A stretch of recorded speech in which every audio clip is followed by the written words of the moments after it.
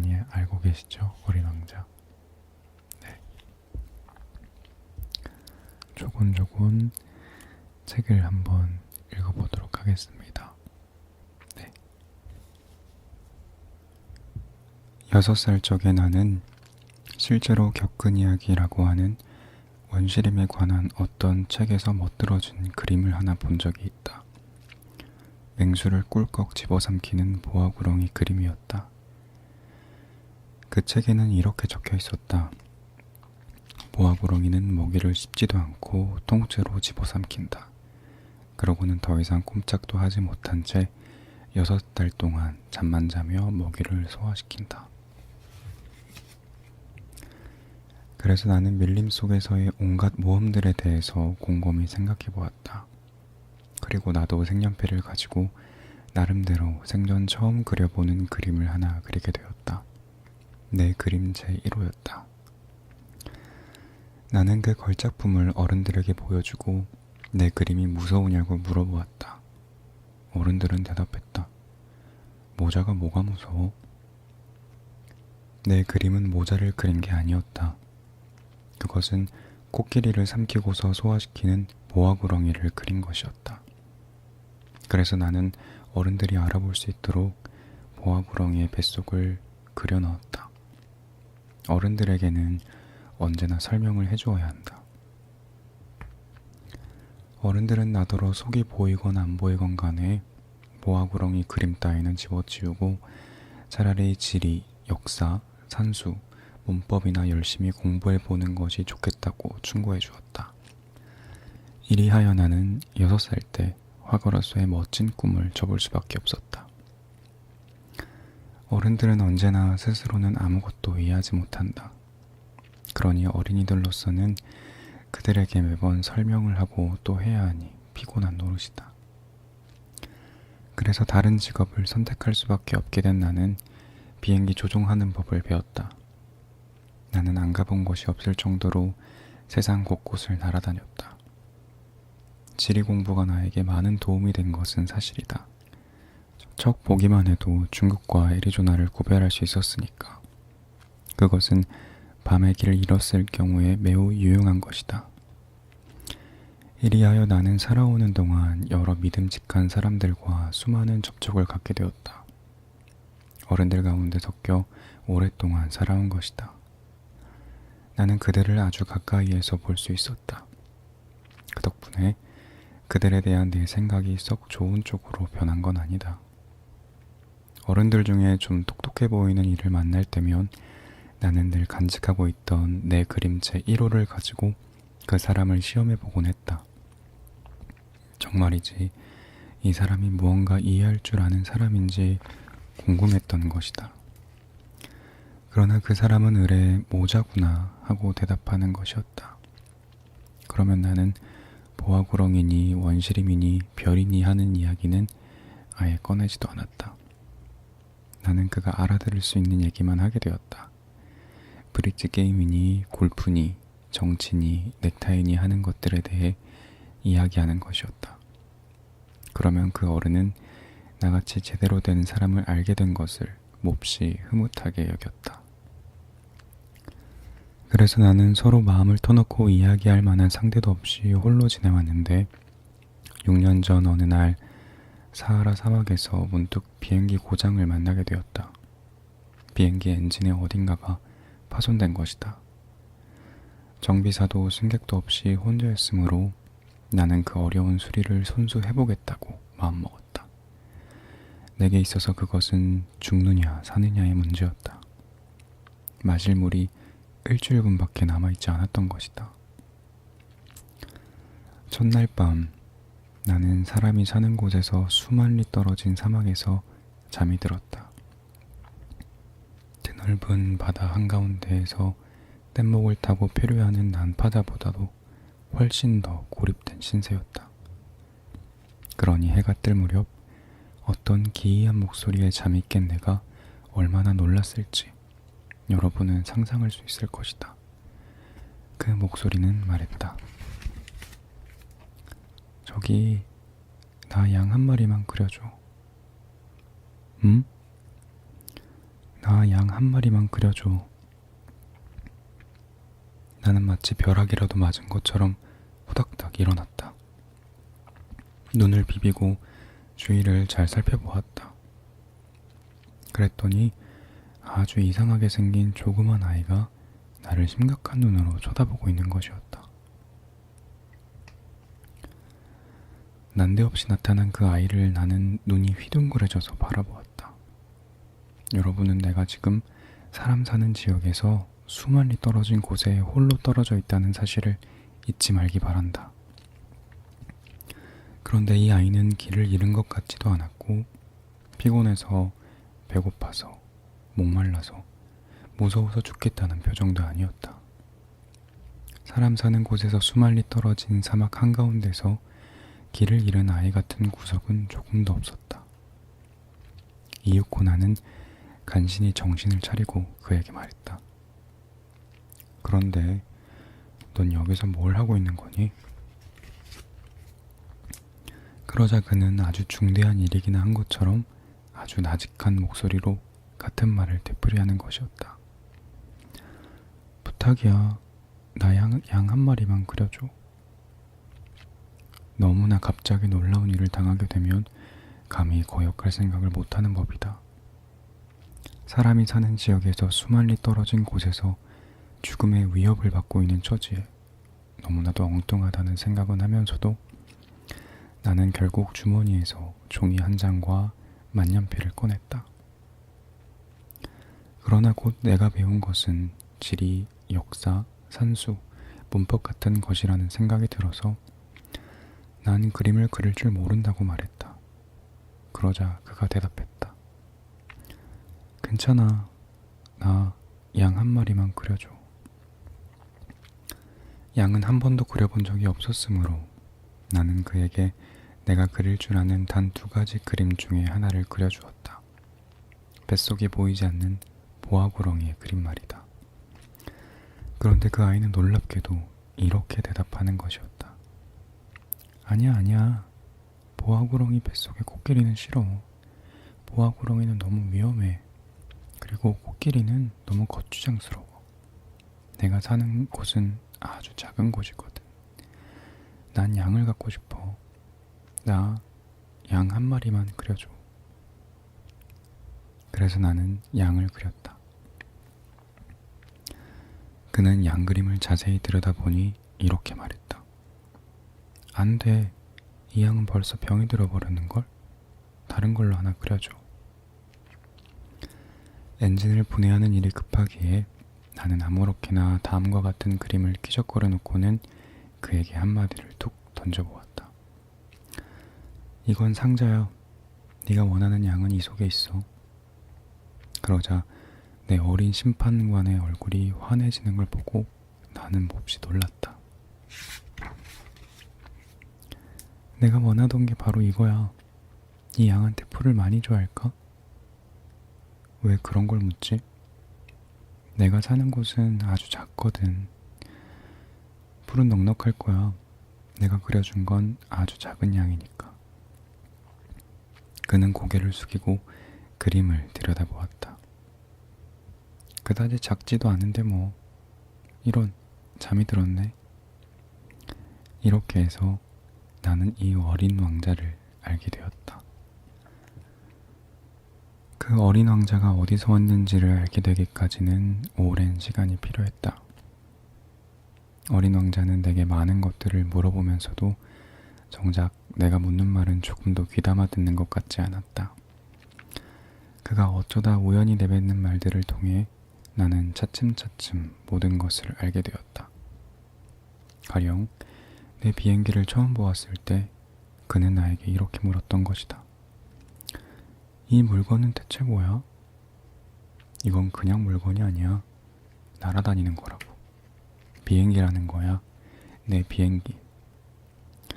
나는 내가 하늘을 날아다니는 것을 그에게 가르쳐주게 된 것이 자랑스러웠다.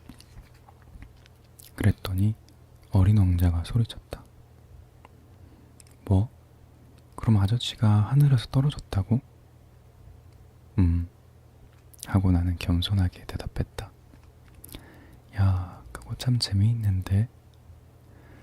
그러면서 어린 왕자는 아주 유쾌하게 깔깔대며 웃었다. 그 말에 나는 몹시 기분이 나빠졌다. 나는 사람들이 내 불행을 우습게 여기는 것이 싫었다. 그런데 어린 왕자는 말을 이었다. 그럼 아저씨도 하늘에서 왔구나. 어느 별에서 왔어? 나는 곧 신비로운 그의 존재를 알아낼 수 있는 한 줄기 빛이 엿보이는 것 같아서 불쑥 이렇게 물어보았다. 그럼 너는 어느 별에서 온 거니? 그러나 그는 아무 대답도 하지 않았다. 그는 내 비행기를 들여다보면서 가볍게 고개만 끄덕거리고 있었다. 하긴 이런 걸 타고는 그리 멀리서 오지 못했겠는데? 그러고는 꽤 오랫동안 깊이 생각에 잠기더니 내가 그려준 양그림을 주머니에서 꺼내서는 마치 보물인 양 가만히 들여다보고 있었다.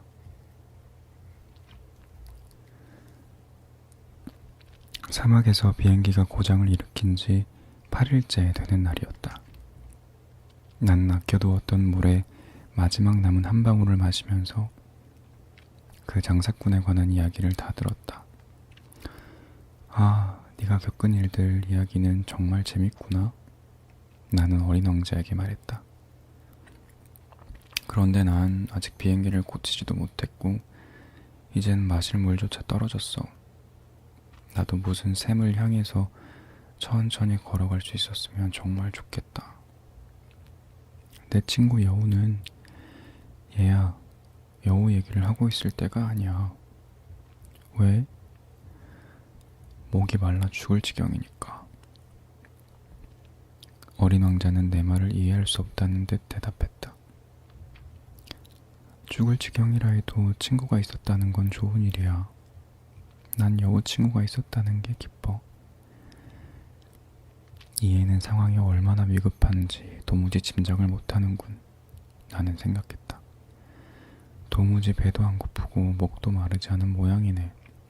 그저 햇볕만 좀 있으면 족한가 봐. 그러나 어린 왕자는 나를 쳐다보더니 내 마음을 헤아린다는 듯 대답했다. 나도 목이 말라. 우리 우물을 찾으러 가. 나는 몸이 피곤하다는 몸짓을 해보였다.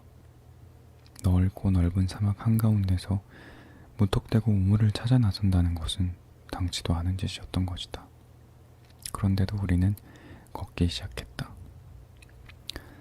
몇 시간 동안 아무 말 없이 걷고 나니 해가 지고 별들이 빛나기 시작했다. 갈증 때문에 열이 좀 있어서 그런지 별들이 마치 꿈속같이 보였다. 어린 왕자가 한 마리 기억 속에서 춤을 추고 있었다. 그래, 너도 목이 마르단 말이지? 그러나 어린 왕자는 내 물음엔 대답하지 않고 그저 이렇게만 말했다. 물은 마음에도 좋을 수가 있어. 나는 어린 왕자가 하는 말을 이해할 수 없었지만 아무 대꾸도 하지 않았다. 그에게 되묻지 않는 편이 낫다는 걸 알고 있었으니까. 그는 지쳤는지 주저앉았다. 나도 그의 옆에 앉았다. 그리고 한동안 말이 없더니 또 이렇게 말했다. 별들이 아름다운 건 눈에 보이지 않는 한 송이 꽃 때문이야. 나는 그래 하고 대답했다. 그리고 말없이 달빛을 받아 주름진 모래 언덕을 바라보았다. 사막은 아름다워. 어린 왕자가 말을 이었다. 정말 그랬다. 나는 언제나 사막을 좋아했다. 모래 언덕에 앉아있으면 아무것도 보이지 않고 아무 소리도 들리지 않는다. 그리고 무엇인가 침묵 속에서 빛을 발한다. 사막이 아름다운 건 어딘가에 샘을 감추고 있기 때문이야. 어린 왕자가 말했다. 나는 모래가 신비롭게 빛을 발하는 이유를 깨닫고 깜짝 놀랐다. 어렸을 적에 나는 아주 오래된 집에 살고 있었다. 그런데 전해오는 이야기에 의하면 그 집에는 보물이 감춰져 있다고 했다. 물론 아무도 그것을 발견하지 못했다. 아니, 어쩌면 아무도 찾으려 들지 않았는지도 모른다. 그러나 그 보물로 인해서 그 집 전체가 신비한 마법에 걸려있는 것만 같았다. 그래, 집이건 별이건 사막이건 그것을 아름답게 하는 건 눈에 보이지 않는 법이지. 내가 어린 왕자에게 말했다. 아저씨가 내 여우와 생각이 같은 걸 보니 기뻐. 어린 왕자가 잠이 들었으므로 나는 그를 안고 다시 길을 떠났다. 나는 가슴이 뭉클해졌다. 부서지기 쉬운 무슨 보물을 안고 가는 느낌이었다. 이 세상에 이보다 더 부서지기 쉬운 것은 없을 거야 라는 생각까지 들었다.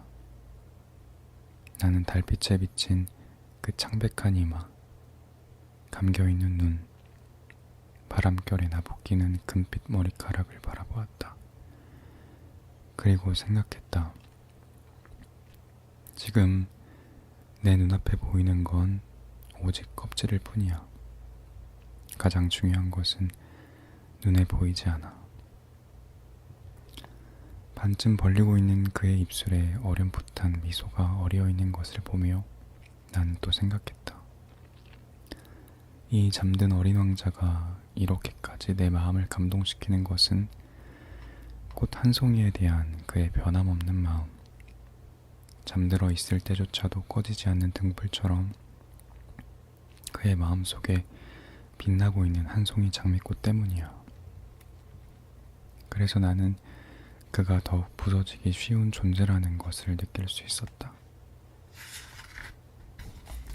당연히 등불을 잘 막아주지 않으면 안 된다.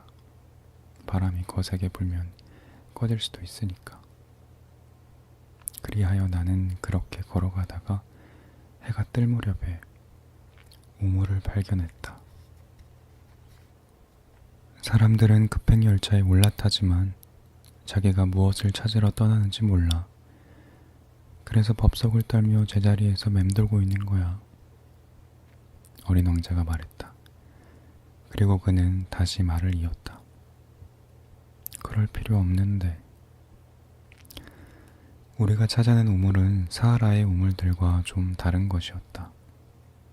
사하라의 우물들은 그저 모래에 구멍을 파놓는 것이었다. 이것은 마을에 있는 우물 같은 것이었다. 그러나 그곳엔 마을이라고는 없었다. 그래서 나는 꿈을 꾸고 있는 게 아닌가 싶었다. 이상하군. 내가 어린 왕자에게 말했다. 모든 게 다 갖춰져 있잖아. 도르래, 물통, 밧줄. 그는 웃으며 줄을 만져보고 도르래를 돌려보았다. 그러자 오랫동안 바람이 자고 있을 때 낡은 풍차가 삐걱거리는 듯이 도르래가 삐걱거렸다.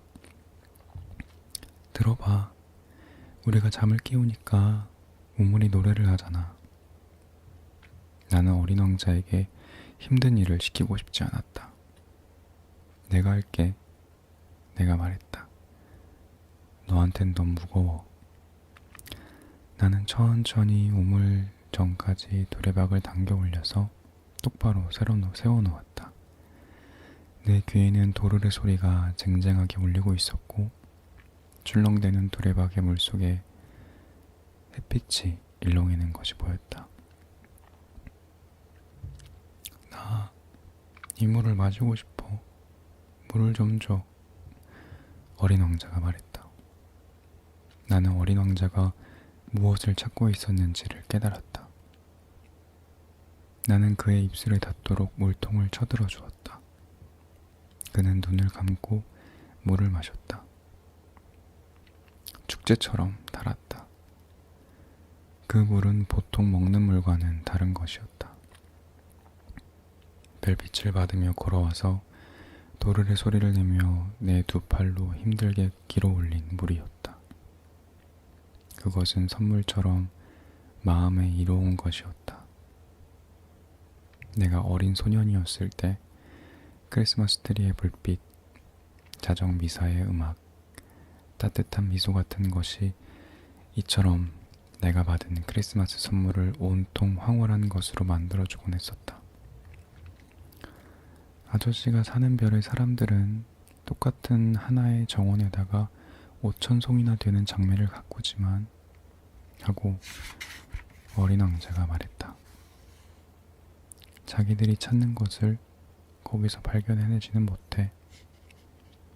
그래, 맞아. 내가 대답했다. 그렇지만 그들이 찾는 것을 단 한 송이 장미꽃이나 물 한 모금에서 발견해낼 수도 있는 거야. 물론이지. 내가 대답했다. 그리고 어린 왕자가 덧붙여 말했다. 그러나 눈으로는 보지 못해. 마음으로 찾아야 해. 우물 옆에는 폐허가 된 옛 돌담이 있었다. 나는 그대로 돌담을 향해 걸어갔다. 아무도 보이지 않고 목소리도 들리지 않았다. 그런데도 어린 왕자는 다시 대꾸를 하고 있었다.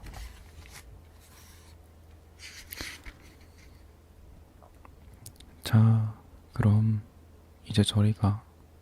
나 내려갈 거야. 그제야 나는 돌담 밑을 내려다보다가 깜짝 놀라 펄쩍 뛰었다. 거기에는 단 30초 만에 사람을 해치울 수 있는 노란 뱀 하나가 어린 왕자를 향해 몸을 꼿꼿이 세우고 있었던 것이다. 권총을 꺼내려고 주머니를 뒤지며 나는 달리기 시작했다. 그러나 내 발소리에 뱀은 마치 분수가 잦아들듯이 모래 속으로 슬그머니 미끄러지더니 별로 서두르지도 않고 가벼운 금속성 소리를 내며 돌틈으로 사라져버렸다. 그 순간 나는 돌담 밑에 이르러 눈처럼 하얗게 질린 어린 왕자를 간신히 품에 받아 안을 수 있었다. 나는 그가 밤낮 목에 두르고 있는 금빛 목도리를 풀었다. 관자놀이를 물로 적셔준 다음 물을 마시게 했다. 그러나 이제 더 이상 그에게 뭐라고 물어볼 엄두가 나지 않았다. 그는 나를 심각한 얼굴로 쳐다보더니 두 팔을 내 목에 감아 매달렸다. 카빈총에 맞아 죽어가는 새처럼 그의 가슴이 팔딱거리며 뛰는 것이 느껴졌다. 아저씨가 고장난 기계를 고치게 돼서 다행이야. 이제 집으로 돌아갈 수 있겠네. 그걸 어떻게 알지? 정말 뜻밖으로 수리에 성공했다는 것을 그에게 알리러 왔던 참이었다. 그는 내가 묻는 말에는 아무 대답도 하지 않고 말을 계속했다. 나도 오늘 집으로 돌아가. 그리고 쓸쓸한 표정으로 말했다.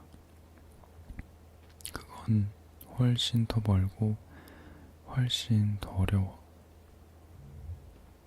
필시 무슨 심상치 않은 일이 생겼다는 것을 느낄 수 있었다.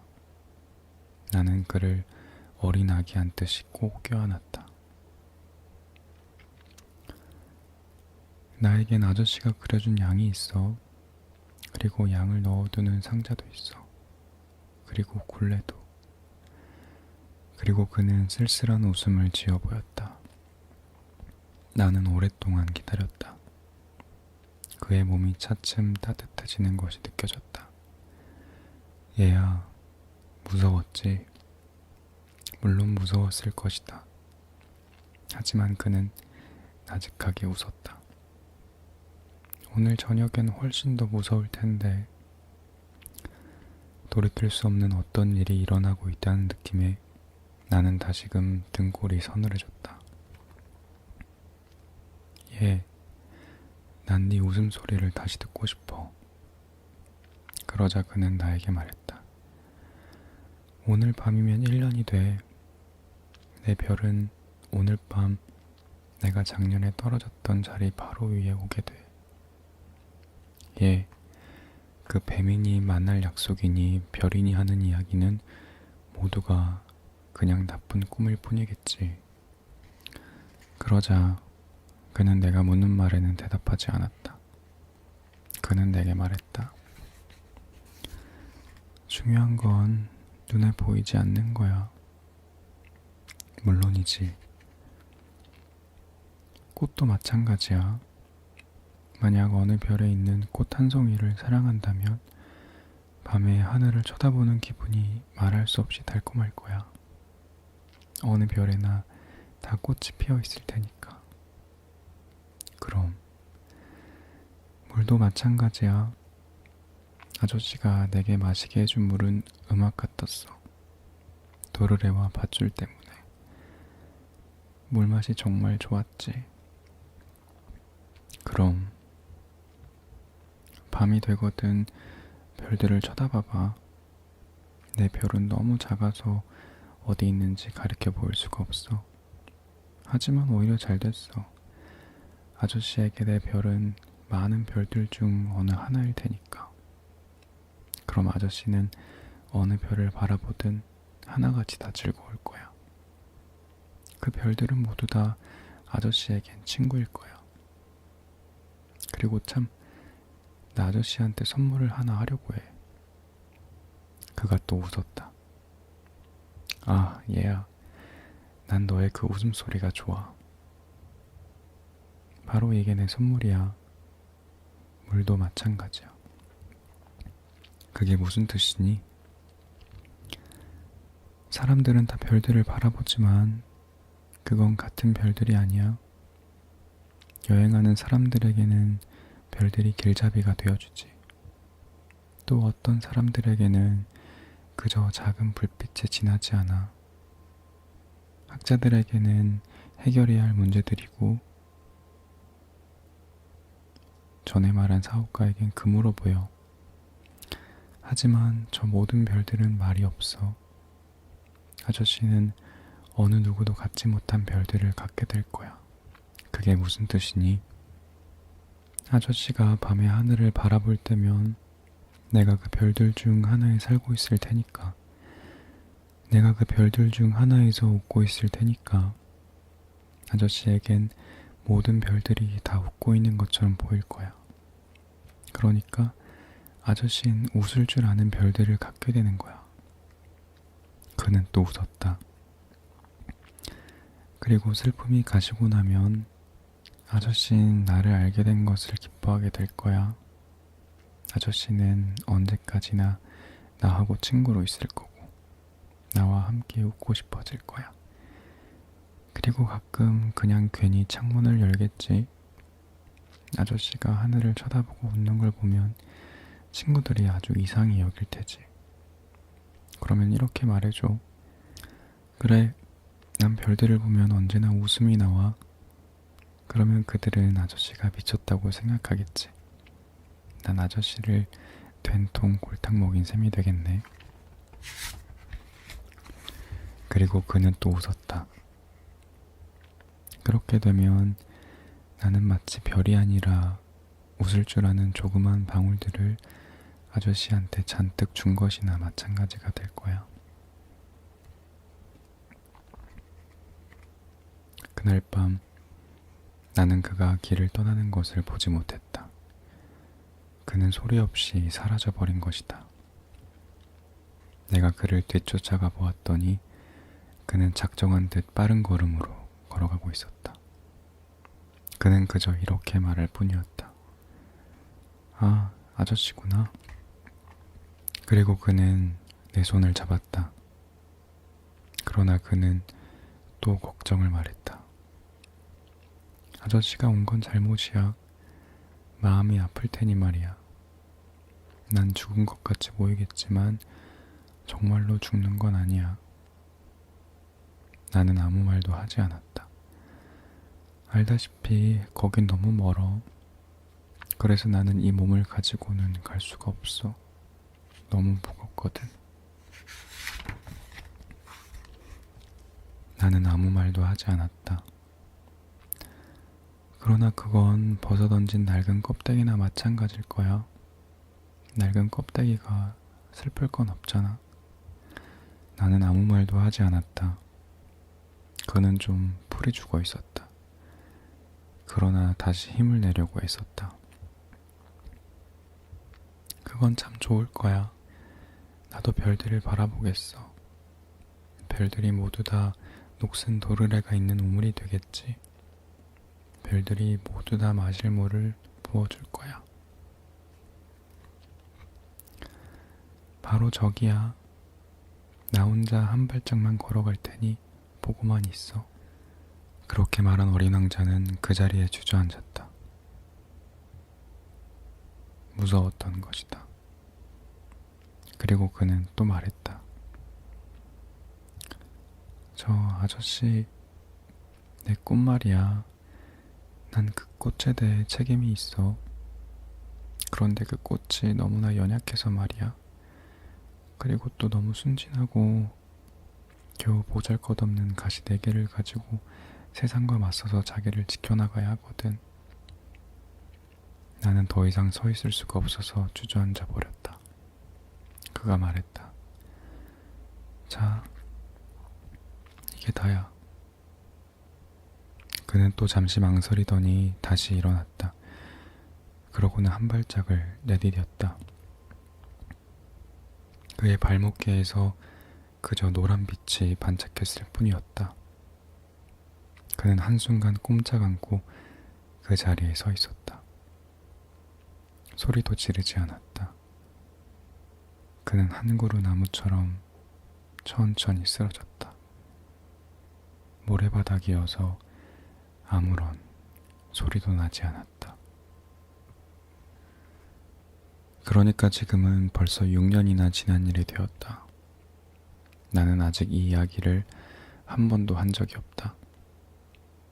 나를 다시 만난 친구들은 내가 살아 돌아온 것을 보고 무척이나 기뻐했다. 나는 슬펐지만 그들에게는 그저 피곤해서 그래 하고만 말했다. 지금은 그 슬픔이 좀 가셨다. 그러니까 완전히 가신 건 아니란 말이다. 그러나 나는 그가 자기의 별로 돌아갔다는 것을 잘 알고 있다. 다음날 해가 떴을 때 그의 몸을 찾을 길이 없었으니 말이다. 그다지 무거운 몸이 아니었는지, 그래서 나는 밤이면 하늘에 반짝이는 별들의 소리에 귀를 기울이기를 좋아하게 되었다. 그런데 참으로 이상한 일이 벌어지고 있는 것이다. 어린 왕자에게 그려준 굴레 말인데 나는 그만 깜빡하고 그것에 가죽끈을 달아주는 걸 잊어버린 것이다. 그는 그 굴레를 끝내 양에게 씌우지 못할 것이다. 때로는 이런 생각도 한다. 그럴 리가 없지. 어린 왕자는 밤마다 꽃에 둥근 유리 덮개를 씌워주고 양이 못 덤비게 잘 보고 있을 거야. 그렇게 생각하면 나는 행복해진다. 그러면 모든 별들도 빙그레 웃는다. 이건 정말이지 커다란 수수께끼다. 어린 왕자를 사랑하는 여러분에게나 나에게나 이 세상 어딘가에 우리가 알지 못하는 양 한 마리가 한 송이의 장미꽃을 먹었느냐 먹지 않았느냐에 따라서 이 세상 천지의 모든 게 온통 다 달라져 버리니 말이다. 하늘을 쳐다보라. 그리고 이렇게 자문해보라. 양이 그 꽃을 먹었을까, 먹지 않았을까? 그러면 세상이 얼마나 달라지는지를 알 수 있을 것이다. 그러나 어른들은 아무도 그게 그렇게 중요하다는 걸 깨닫지 못할 것이다. 네, 오늘 책 읽는 ASMR은 여기까지고요. 저는 또 다음에 또 다른 모습으로 찾아뵙도록 할게요. 여러분 모두 꿈꾸지 마시고 편안한 밤 되세요. 좋은 밤 되세요. 안녕히 주무세요. 안녕.